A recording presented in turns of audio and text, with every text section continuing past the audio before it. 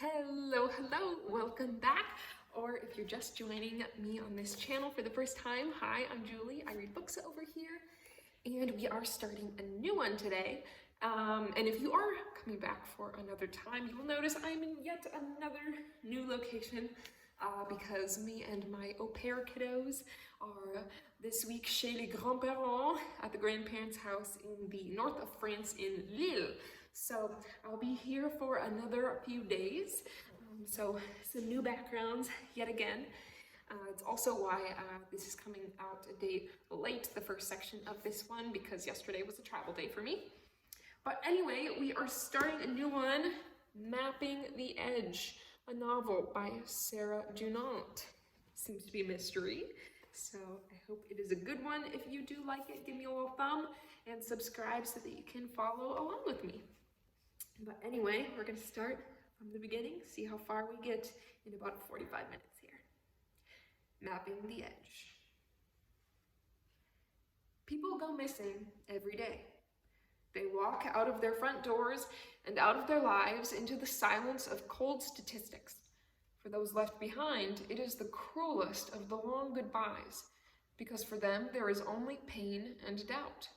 Did that person whom you loved so much, and thought you knew so well, did they simply choose to go and not come back? Or was it darker than that? And did someone do the choosing for them? Missing rubs the soul raw. In place of answers, all you have is your imagination. In place of reality, only fantasy. And the more you think about it, the more elaborate and the more consuming those fantasies become. Stories from the edge, like this one. Anna is leaving home. Bye-bye.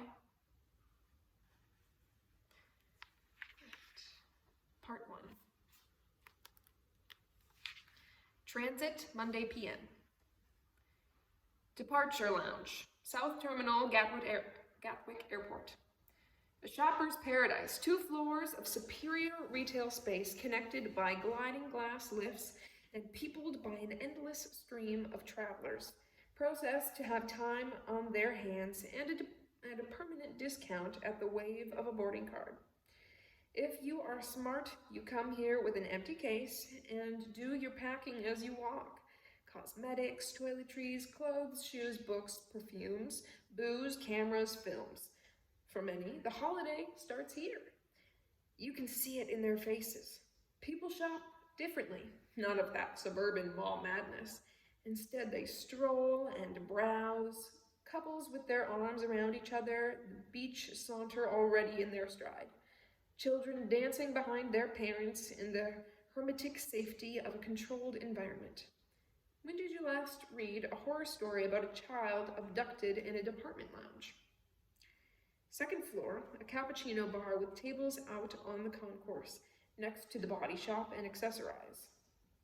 A woman is sitting alone at a table, a small holdout by her side, her boarding card lying near to a plastic cup in front of her. She has no carrier bags, no duty-free. She's not interested in shopping.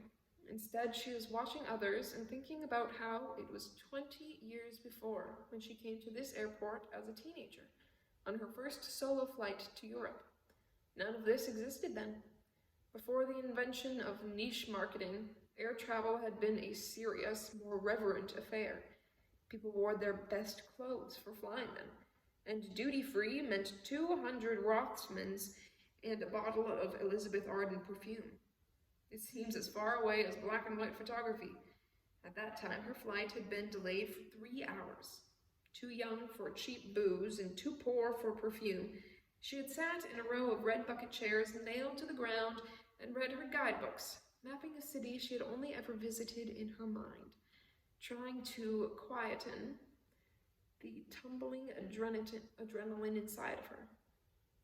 The rest of her life had been waiting on the other side of Gate 3, and she had been aching to walk into it. It is not the same now. Now, though there is adrenaline, it has no playfulness with it. Instead, it burns the insides of her stomach, feeding off apprehension and caffeine. There are moments when she wishes she hadn't come, or that she had brought Lily with her. Lily would have loved the circus of it all. Her chatter would have filled up the silence. Her curiosity would have nudged the cynicism toward wonder. But this is not Lily's journey. Her absence is part of the point. She pushes the coffee cup away from her and slips the boarding card back into her pocket. When she last looked at the monitor, the Pisa flight was still waiting to board. Now it is flashing last call, gate 37. She gets up and walks toward the glass lift. 20 years ago, as she made this last walk, there had been a Beatles track playing in her head. She's leaving home. It was dated by then, already ironic. It had made her smile. Maybe that was her problem. She was no longer comforted by irony. Amsterdam, Friday, p.m. On Friday evenings, I like to take drugs. I suppose you could call it a habit, though hardly a serious one. I see it rather as a way to relax. The end of work, the need to let go, welcome the weekend, that kind of thing. Sometimes it's dope, sometimes it's alcohol. Like most things in my life, it has a routine. I come in, turn on the radio, roll a spliff, sit at the kitchen table, and wait for the world to uncurl. I like the way life becomes when I'm stoned, more malleable, softer at the edges. It feels familiar to me, reassuring. Pause. Dope in this context is like weed, marijuana, not heroin or something like that, which would be more commonly referred to as dope nowadays. Anyway, I've been doing it a long time. I started smoking when I was in my teens. I got my first stash from the boyfriend of a friend, an early example of adolescent free enterprise. The first time I smoked, there were other people around, but it didn't take me long to discover solitude. I used to sit upstairs and blow the smoke out of my bedroom window. If my father knew, and it seems impossible to me now that he didn't, he was smart enough not to call me on it. I was never into rebellion, only into solitude and being stoned. And so it has continued throughout my life. Though you probably wouldn't know it from meeting me, I don't look the type you see. It has always been one of my greatest talents, that in the 9-to-5 game, I come over as the professional to my fingertips, brain like my clothes, sharp lines, and no frills. Straight, in other words. One of life's good girls, the kind you can depend on. But everyone has to slip off their shoulder pads sometimes. Other Fridays, I vary the mood and go for alcohol instead.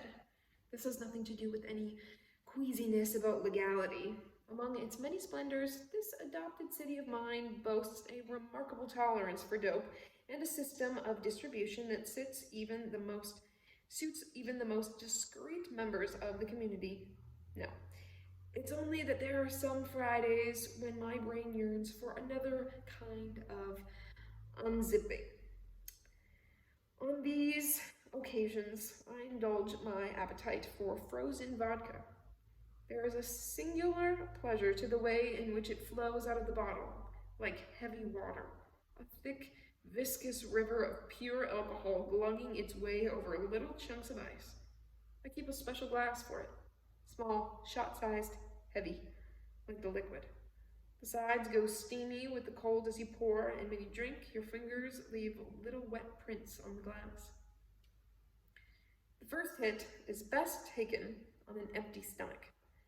I make sure that I lunch early that day so I'm already spacey with hunger by the time I arrive home. That way you can actually register the alcohol flowing into the blood, moving around your veins, making your hands tingle and your stomach burn. You mellow very fast. Then I start to cook. Timing is all here. Wait too long and you can lose the moment. Find yourself too hungry, you concentrate or too drunk to care.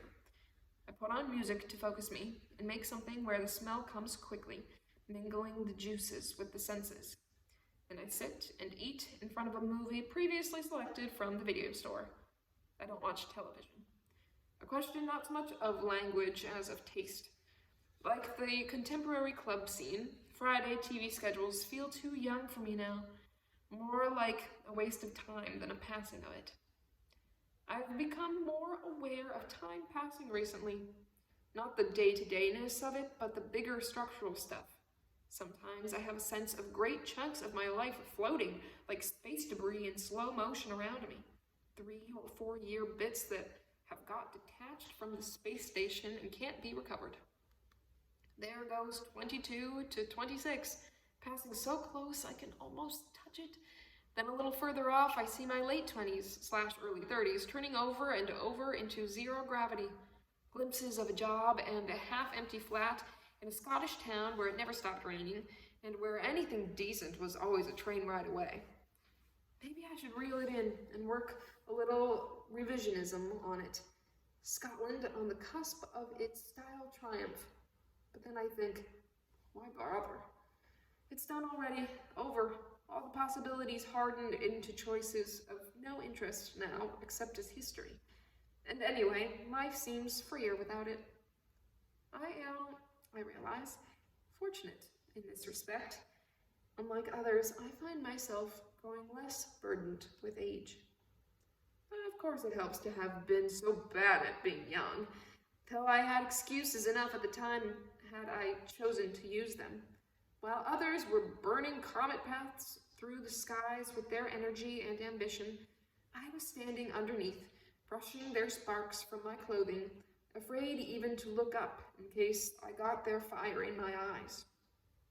In recent years, though, I have found myself passing an increasing amount of debris from the burnout of faster, more colorful lives. Negative equities, second wives or husbands, the beginnings of double chins, the drain of the psychotherapy bills. If they are coming unstuck this fast as they hit 40, imagine the dropout rate in another 10 years' time. But not me. I, against the odds, am doing okay. Maybe because I always asked for less. I have been rewarded with more. It's certainly the nearest I've ever got to contentment. I like this city. It has energy within its calm. Indeed, the whole country feels laid back. Being underwater for so long seems to have imbued the land with an unholy sense of quiet.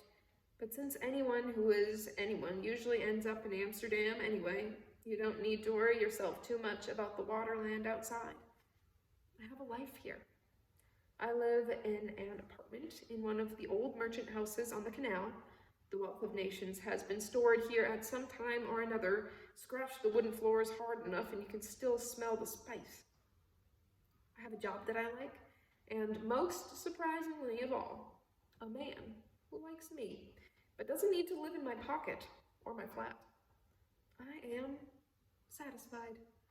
I could and have lived with less, and I have no wish for more. It's usually when I'm in this mood that I know it's time to call Anna, if only to give her the pleasure of teasing me out of my complacency. In my more sentimental moments, I think it's our friendship that's kept both of us from the fall. That while the married one got bored and the single ones got bitter, good friends stayed alert to each other's needs. Of course, Lily has helped, but this system of checks and balances was in place before she came along. Friday is our phone night. Not that we do it every week. Sometimes work or travel gets in the way, but as customs go, it is an established one. And that particular Friday, I remember, I was looking forward to the call because recently we had missed a few and I felt the need to catch up. And because, I suppose, yes, I did have an undercurrent of worry about her, a sense that there might be things happening in her life that I wasn't completely up to date with. But I was sure I would find out, because in the end she would tell me. That's how it was with us. We usually try to time the call for around 10 p.m. We wait till then because Lily is almost certain to be in bed and we can talk more freely. More often than not, Paul is there too, doing something inspiring with Chopac and sesame seed oil, but he doesn't mind if she eats by the phone. So when the phone rang at 7:50 p.m. on that Friday night, pan of finely chopped onions caramelizing on the stove, the second shot of vodka misting up the glass and my mind. I knew it was altogether too early to be her. Estella, is that you? Hello, Paul. How are you? Oh, I'm fine. Listen, is Anna there by any chance? Anna? No, why? Well, she's been away this week. We thought she might have visited you on her way home. Out through the open windows, the sky is beginning to bruise into a purple-blue twilight. From below, I can hear the chunk of the first of the tourist barges starting off on the nightlife tour of the canals. No, she's not here. Where's away? Italy. Italy? For what? I don't know exactly. Have you heard from her recently? No, we haven't spoken for a couple of weeks. I hold him snug to my ear as I carry the portable back to the stove and check the pan. You sound worried, Paul. Is something wrong? I ask quietly. He doesn't answer immediately, as if he knows that the words once spoken cannot be taken back. Maybe, yes. She was due back yesterday evening. No one has heard anything from her. She seems to have gone missing. Anna, missing. I take another hit of vodka and turn off the flame under the onions. I will not eat dinner here tonight, after all. Away, Thursday a.m. That Thursday, on her last morning in Florence, Anna returned to the souvenir shop near the hotel. It was one of those irrefutably Italian establishments, a mixture of Alessi chrome and upmarket kitsch. Colored glass perfume bottles topped in filigree silver, papier-mâché, putty out of Fra Angelico via Disney, cunning CD holders in the shape of the Leaning Tower of Pisa, all with prices to match their sense of mischief. The wooden horse, though, was different, less precious, more alive. It had caught Anna's eye on the first day she had gone walking. She had found herself returning later to check it out, though by then the sun had burnt the city into its afternoon siesta and she could only gaze at it through the window, trying to make out the price tag lying face down on the glass shelf. It looked like 60,000 lire, which at a good exchange rate, and it was still over 20 pounds. Too expensive a gift for a child, though Lily's obsession with horses already had an element of the adult in it, with any addition to her collection treated more as an object to be worshipped than a toy to be broken. Anna could already see the space on the shelf where this one would sit, pride of place, until it, along with the others, would be taken down for its daily exercise across the field of the bedroom carpet and out into the wilderness of the hall beyond. Lily at play. Anna savored the image. It was one of many she carried inside her. Even now, when she was supposed to be exploring time alone, Lily kept muscling in on her. Aren't I the most important thing in your life? How could you imagine the world without me? Her mental landscape was so colonized by her daughter that there were times when she wondered if there would ever be any room for anything or anyone else. It was not that she was unhappy. Life since Lily had been too vibrant for unhappiness, more that she was somehow impatient with herself, which was partly what this trip to Florence had been about, the acting out of a serious whim, an instant strategy for revitalization. And for much of the time she had reveled in it, the quiet intoxication of being alone. She had walked till she had blisters, riding the city on the soles of her feet, its beauty and its elegance made more intense by the pleasure of her own company, while Lily would have tugged at her hand and her soul, demanding food and entertainment. Alone she could go for hours, gorging on air and fantasy. She had always been a good traveler, and now she found herself to be the perfect single tourist. She had admired the dead through their art, the living through their style, and communicated with no one save the hotel clerk and the odd waiter. And if this last fact disappointed her, she did not allow herself to feel it. It was too crude to suggest that she had come away from home for adventure, though, of course, she probably had. Nevertheless, it did occur to her that if this trip was in some way a pilgrimage to her past, then she had found precious little trace of the effervescent young woman who had walked these streets in her place 20 years ago. The memory of this different Anna, footloose, flirtatious, fancy-free, proved more painful than she expected. She couldn't decide if she was simply mourning youth or feeling something more profound. Just as when she thought about returning home, she didn't know if she felt relieved or saddened. By that last morning in the shop, she had stopped trying. Going back, she found it crowded with a mixture of tourists and locals. She picked up the horse and checked the numbers written in a neat hand on a tag attached to its hoof. The 6 turned out to be an 8, which made it nearer to 30 than 20 pounds. She put it back on the shelf and moved over to the counter to browse further. Maybe she'd find something cheaper. But it was obvious there was nothing of interest, and she soon gravitated back to the shelf, holding the horse in her hand, weighing it up, trying to convince herself that it was worth the money. Lily wouldn't know what it cost anyway. All she would know was the wrapping paper and the sense of expectation. A few feet away, she noticed a well-dressed man in his 40s watching her. He was tall and stocky, with dark, thinning hair, and he seemed strangely familiar. Maybe they had seen each other at the hotel, though if he was a guest, he was Italian. Of that she was sure. Something about the suppleness of his skin, the way it kept its moisture under the sun, while English bodies reddened up and dried out, terrorized by the climate rather than nourished by it.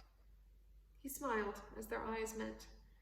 She smiled back, because somehow it felt aggressive to refuse, then turned her attention back to the horse.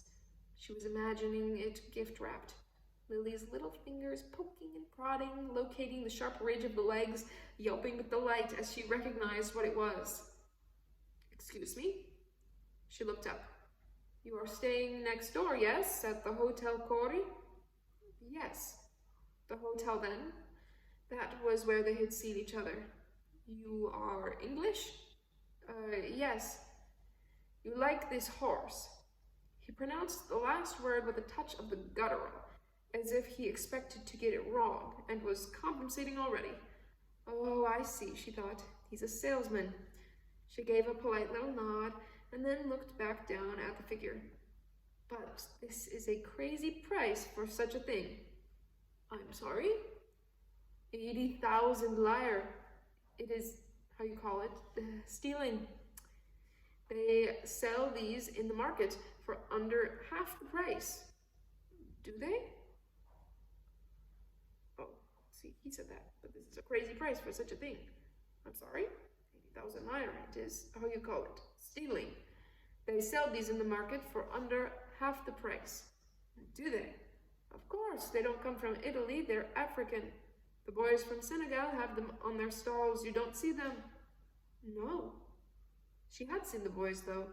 Beautiful young men, their skin gleaming like polished coal under the sun. Startling in a city where the predominant color palette was burnt ochre and gold. Their presence was one of the many ways in which Florence had changed since she was here so long ago. If now was then, she would have wanted to woo one of them, rather than the olive-skinned young Romeo she had pursued through that teenage summer of Italian verbs and Dante? Maybe not. These tender young men seemed in more need of money than of love. Their goods carefully laid out on brightly patterned lungis, soapstone figures, and heavy carvings from the bush. She had seen elephants and the occasional wild cat, but no horses. Surely she would have noticed. "Of course," he said, "it is your choice, but you would save a lot of money." His English was good, far better than her Italian, eroded by decades of neglect. She couldn't decide if she was flattered or irritated by his pinpointing her so clearly as a woman traveling on a budget. Maybe the hotel had given her away, the lower end of the scale, though God knew, that didn't exactly make it cheap. Actually, I'm leaving Florence today. I probably won't have time to get to the market. Ah, you go back to England? Yes. And from where do you fly? Florence Airport or Pisa? Pisa. At what time? She hesitated. Around 8 o'clock? Okay. The reason I ask is because of the trains. You must catch the 6 o'clock. It is direct to Pisa Airport and will get you to the plane in good time. Also, I make you a suggestion. You get to the station early, and there in front of the main entrance, you will find some of these boys with their horses, very cheap. And then you will have a goodbye, an easy journey, and enough money for an espresso and a pastry at the airport. She laughed, charmed despite herself. Thank you. He shrugged. It was a gesture that on an Englishman would have sat too theatrically. Here it seemed no more than what was called for. It is nothing, just, how you call it, a tip for the day. Have a good journey home. She started to thank him again, but he was already turning away, his attention on something else. She was sorry she had been so standoffish now. It struck her that this was part of her problem. She had got so used to having her defenses up over the years that she had started to read kindness as manipulation. She should learn to trust people more, to take the time to enjoy them. She took one more look at the horse, but her mind was made up, and she left soon after without having bought anything. A few moments later, the man went up to the cash desk and laid down 2 50,000-lire notes. Next to them, he placed the wooden figure of the horse. As the sales assistant picked it up, he leaned over and said something to her. She reached underneath the counter and took out a length of silver wrapping paper. Away, Thursday a.m. That Thursday, on her last morning in Florence, Anna didn't leave the hotel at all. Instead, she breakfasted upstairs, waiting for the telephone to ring. The room was small and stuffy, with a window that looked out on a dingy inner courtyard and allowed for no wind, a place to sleep in rather than to live. Cheap, although in high season it wasn't. She lay on the bed and watched the ceiling fan rotate lazily. Eventually, she got tired of waiting and fell asleep, fully dressed on the bed. When she woke, bruised and confused from dreams she could barely remember, but that she knew involved her in some vast and silent danger from which she couldn't save herself, she rang through to the switchboard in case she might have missed a call. But there had been none. Why hadn't he rung? Had something happened to stop him getting away? He was 2 days late now. It didn't make any sense. To begin with, she hadn't minded the silence. On the contrary, she had found herself grateful for the space. She had come out a couple of days early, deliberately, needing to be calm when he arrived, so that she would know what to say and not allow herself to be blown off course by desire. She had used the city to center herself. She walked for hours, choosing routes away from the tourist haunts to churches that only rated a sentence in the guidebooks, squares that history had largely passed by. In every place she could feel echoes of her younger self, eager, unformed, and in love with a city and her own sense of omnipotence within it. Omnipotence within it.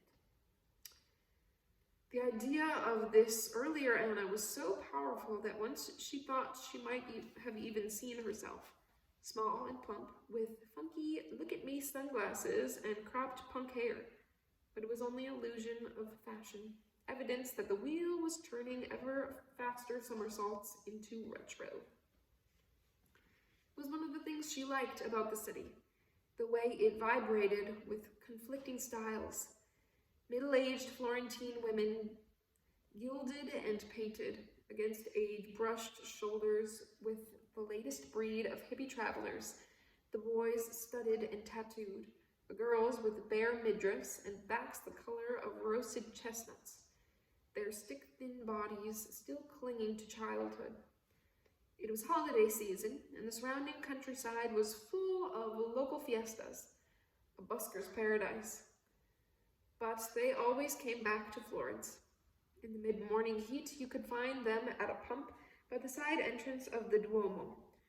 Guys with dreadlocks thick as beard curtains, stripped to the waist and washing themselves like puppies, splashing water everywhere. She stood and watched them, mesmerized. They awoke a vivid memory in her of a night many years before when she had been traveling and arrived back from Rome to find the hostel she had been staying in full. She'd ended up sleeping on the steps of the baptistery, then washing in the bathroom of a cafe nearby. It seemed inconceivable that she could do it now. Where had all those years gone? Places, people, lovers, jobs, Lily. The neck of the hourglass seemed to have widened since Lily, time gushing away more like liquid than sand. These Duomo kids were probably nearer in age to her daughter than to herself. How did that happen? It didn't seem possible. Lily. She hadn't thought of her much in these last few days. In her guilt, she realized that the connection between them was becoming fainter. She had called home the night she had arrived, but Lily had been engrossed in a video and didn't want to talk. She could hear her munching on potato chips, her attention elsewhere, still following the pictures on the screen. She was having a good time. She didn't need her. Except, of course, she did. Before this thing with Samuel had threatened to blow her world apart, Lily's presence had vibrated inside her whenever they had been separated. She had imagined the bond between them as a kind of emotional chewing gum, the substance of love stretching out, malleable, tensile, pulling ever thinner until the moment when you choose to loop it all back into your mouth and chew it together again. Was there a chance that if you stretched it too far, it might snap? Was that what the pursuit of this obsession was doing? Weakening the thread? In the hotel room, the hours bled away. He wouldn't come now. A part of her felt almost relieved. Whatever his excuse, this would be the beginning of the end. If she were going to make the plane, she would have to leave by mid-afternoon. She had had the desk clerk check the times. The trains to Pisa turned out to be erratic. Not all of them went directly to the airport. The 5 o'clock would be too early, the 7 o'clock too late. She had already packed, the clothes folded away. The wooden horse she had found in the market on the first day rolled carefully inside a t-shirt to protect its sharp edges from damage in the overhead locker of the plane. At least Lily would know that she had been thinking of her. She zipped up the holdall and got off the bed. She would not come now, and she needed to get out of... he would not come now, and she needed to get out of there. Maybe it was for the best.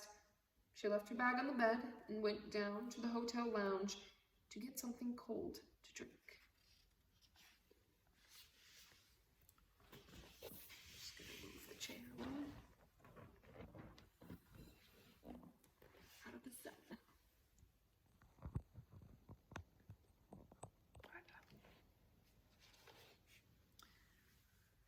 We're on page 22, home, Friday, p.m. I am good in a crisis. Something about my DNA. I caught the last shuttle by 20 minutes. But even with all the right connections, the journey from Amsterdam to West London took me 3.5 hours. Still, I didn't allow the time to unravel me. No, sir. Instead, I spent the trip constructing scenarios of her homecoming. If Anna hadn't come back when she said she would, there had to be a reason. The most likely was that she had called to say she was delayed, but that the answering machine hadn't taken the message. She was probably on her way even now. I pictured her getting out of a taxi, bursting through the front door, throwing down her bag as she ran upstairs to Lily's bedroom to wake her up to say goodnight. I did such a colorful job with the pictures that I had to call Paul from the Heathrow arrivals hall just to check I'd got it right. He answered on the first ring. He was still waiting. I took a taxi. London was even warmer than Amsterdam. The grass on the motorway verges was dry as a bad perm, and the air rotten with exhaust fumes. The sort of day where emergency departments would have been counting out the oxygen masks as the asthma patients checked in. Halfway to Chiswick, the sky got so heavy that it cracked open and a wall of rain came down. The road steamed like a hot plate as the water hit, and the windows of the cab instantly misted up. England. I'd forgotten how dramatic weather could be. By the time we got to her road, the shower had passed, soaking up the worst of the heat. Out through the window, the air smelled of green. I hauled myself out of the cab. Paul must have heard the engine because he opened the door before I had time to reach the bell. He beckoned me inside with a finger on his lips and a quick gesture upstairs. On the first landing, Lily's door was ajar. I nodded, and we moved quietly down to the kitchen.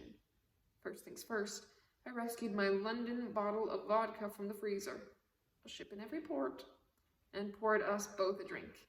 He refused his. It made me look at him more closely. In his time, I've seen Paul drop dead gorgeous enough to turn every head in the room, but he was not at his best now. His skin had a tight, ironed-on quality to it. Christopher Walken in one too many psychotic roles, and his eyes were slightly bloodshot. He looked as if he wasn't sleeping well, but whether from sex or worry, you can never tell with Paul. Still nothing? Not a word. What have you told Lily? That she missed the plane and she'd be back when she could get another one. Does she believe you? He shrugged. What's not to believe? Why else would her mother not be home when she said she would? He sat down at the table and closed his eyes for a second, using his thumb and middle finger to massage his eye sockets. No, I thought, not sex this time. Have you been here all the time? He shook his head. Patricia, the childminder, called me this morning. I picked Lily up most Fridays anyway, but Patricia had to go to Ireland today for her niece's wedding this weekend, and obviously she was beside herself that Anna wasn't home. When exactly was she due back? Yesterday evening. You called the airport? He nodded. All the flights from Florence came in on time. No cancellations, no delays. They wouldn't give out passenger lists. Florence? Yep, that's where she went. What was she doing there? He shrugged. Search me. The last time I talked to her was last week. She didn't say anything about going away. Apparently, she only asked Patricia to babysit 2 days before she went. Patricia thinks it was something to do with work, but when I called the paper this morning, the features editor said she didn't know anything about it, and neither did anyone else. He paused. I thought she might have said something to you, but she hadn't. The vodka slid from cold to hot down my throat. I wanted another one. I was trying to remember our last phone call. 3 weeks before. She'd been busy, something about an article she was working on, but she didn't tell me what. She'd sounded, well, a little distant, but I had put it down to work. She's always expended too much energy on such things, unlike her best friend. But Florence? If she had known, she would have told me. No question. Though it had happened before I met her, I knew all about Florence. Though everybody has a story of being 18 in the city which you finally grow up in, or at least that's what you'd like to believe happened. But she hadn't been back for years. If she had been going to Florence, she surely would have let me know. What about a contact number? She left a number, but Patricia thinks she must have taken it down wrong. When I called this afternoon, I got some woman running a dress shop. Still, I said, it doesn't make sense. Why would she just not come back? She'd know Patricia was going away. You're sure she didn't leave any kind of message? There's nothing on the machine. Maybe it didn't record, and maybe she didn't ring. Neither of us spoke for a while. I've been waiting until you got here. He paused. I'm wondering if we should call the police. It's too soon, I said, though I had no idea if it was or wasn't. He shrugged. If she's not here by tomorrow morning, that makes 2 nights. I don't see how we can avoid it, do you? Well, I don't see how we can avoid telling Lily if we do. So what do you suggest? Are you ready to move in here and field the questions till she turns up again? Wait a minute, Paul. You're not saying you think this is deliberate? No, I told you. I don't know any more than you do. I think it's suspicious, that's all. She doesn't say anything to anyone about going in the first place. I mean, not to you or me. She just walks onto a plane and doesn't come back. I think if we don't hear from her by tomorrow, we have to assume something's happened to her. Like what? Jesus, Estella, I don't know, like something. Something. Take your pick. I read a statistic the other day that on average, around the world, 2,090 people die in traffic accidents every day. There must be another statistic about how many of those are in a foreign country at the time. But morgues have regulations, whatever the culture, and where would her passport or credit cards be if not in her handbag? Forget it. Anna wasn't the kind of woman to die under a bus in a Florentine side street. That couldn't happen to her, or to me. What do they say about lightning not striking twice in the same place, or within the same family? My family. I felt myself oddly reassured by superstition. Through the open kitchen door, we both became aware of the guttural sound of a diesel engine in the street. I glanced down at my watch. 12:48 a.m. Last planes from Europe are usually in by 10 p.m., but not everybody flies. What if she had stayed on, then found that all the Friday planes were full and she had to go overland? I had a sudden, ridiculous Vera Lynn image of her, standing full into the wind, looking out to sea as the ghost-gray shadows of the Dover cliffs loomed into view, then from Dover to London on a slow train, or even if it was too late, a taxi. Outside, the engine was still turning over while someone paid their fare and got out their house keys. We heard a door slam, then another. After a while, the taxi drew away. We deliberately didn't look at each other. How long could we wait? He sighed. How long can you stay? As long as it takes, I said. What about you? Mike has tech rehearsals over the weekend, first preview on Tuesday. It wasn't really an answer, but it helped get away from it for a while. And how is he? How long had this one been? Had to be nearly a year now. Mike? Fine. Great. Busy. How about you? How's work? I shrugged. You know, the tax business. Moving A to B to avoid paying C. To my surprise, I appear to be rather adept at it. That's because it's not your money. Possibly, I said. Anyway, you're looking good on it. I tapped the glass. Must be the stimulants. She's probably got some dope somewhere if you want. Like many people, he's amused to think of lawyers breaking the law. He doesn't seem to understand it's an occupational hazard. In fact, as gay men go, Paul is in many ways really rather straight, which is one of the things that makes him so charming. I wondered if he was as diligent toward Lily now Mike was on the scene. In the past, he always kept them separate, the boys and girls in his life. But from what I'd heard from Anna, this one was different. Thanks, but I'll stick to what I've got. We sat for a while longer, but it somehow made things worse, waiting together. He stood up from the table. I'm going to bed. You sleeping in the spare room? Yep. That left Anna's bedroom. Does Lily know I'm here? He nodded. After I spoke to you, I told her you'd be coming for the weekend. Do you think she'll mind if I sleep in Anna's bed? If she does, she probably won't tell you. No, she wouldn't. Some people say that only children are good at keeping their own counsel. I would know about that, of course. Though I don't always feel like talking about it. Like Lily. But then, That's a long story. He was standing by the table as if there was something more to say. I pulled the bottle toward me. His eyes followed the movement. I've seen you legless enough in your time, mate, I thought. I suggest you don't make a thing about it. It's a tradition, I said. Friday night.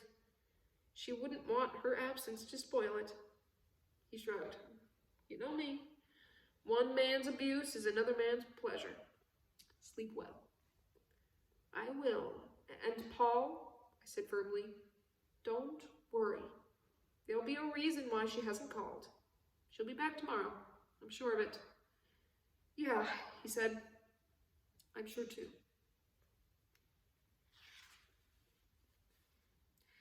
I think we will stop there for this first section. Seems to be a good place to end. We're stopping on page 28 if you were in a copy such as this one, and it will be starting on Away Thursday p.m. next time. Thank you for joining me for the first section of Mapping the Edge, and I'll see you next time. Bye.